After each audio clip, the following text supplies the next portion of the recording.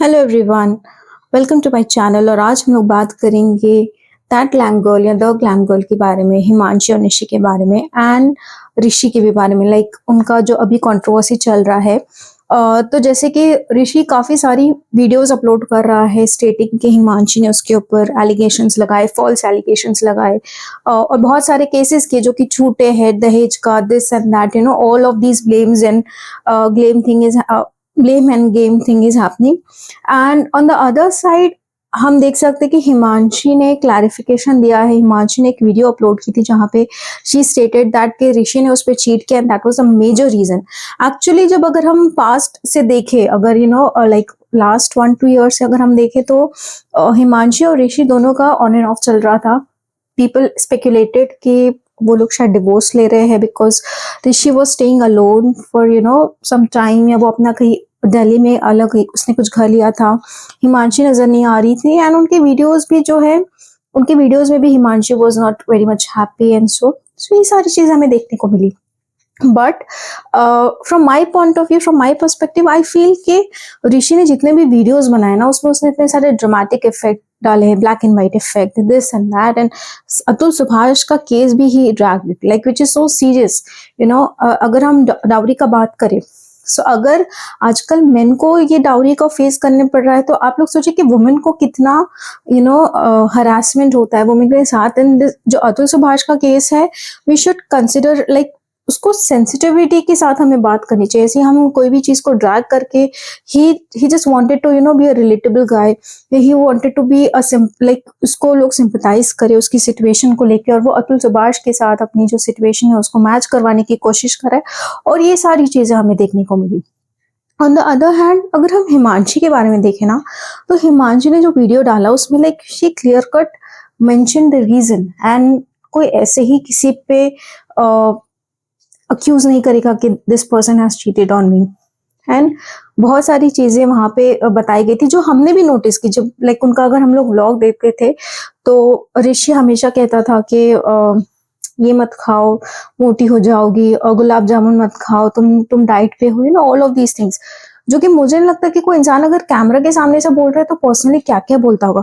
और उसे ये सब बोलने की जरूरत भी नहीं थी because Himanshi was not at all fat, और ना ही उसको कोई, हाँ ठीक है, डाइटिंग हम कह सकते हैं कि हेल्दी रहने के लिए वो कहता कि sugar is not good for body, ये सब लाइक उसका। बट वहां पे तो सीधा वो बोल रहा था कि तुम मोटी हो जाओगी, ये हो जाओगी। और मैंने बहुत सारे ऐसे देखे इंसिडेंट।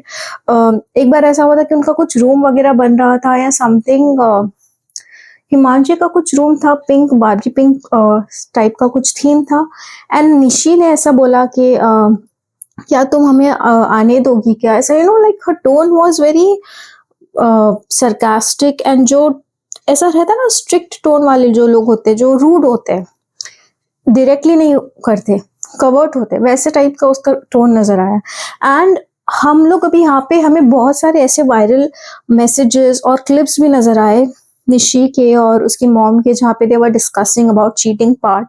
एंड ऋषि और निशी की जो मॉम है, शी वाज सेइंग, मतलब वो लाइक उस चीज को अनेबल कर रही है ना, वे कह के अगर मेरे पर्सन ने, मेरे पार्टनर ने अगर चीट किया तो I will meet the cheating partner, a fair partner, and उनसे मैं पहले तो मैं खुद के अंदर देखूंगी क्या गलती, क्या रीजन की वजह से my partner has cheated on मी, और जो फेयर पार्टनर है उससे भी मिलूंगी।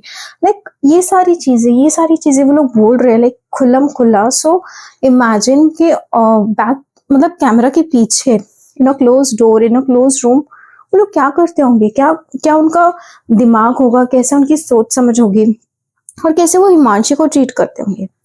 ऋषि ने कुछ क्लिप्स, ऑडियोज और कुछ रिकॉर्डिंग जो है हमें बताई, आईटीआर बताया।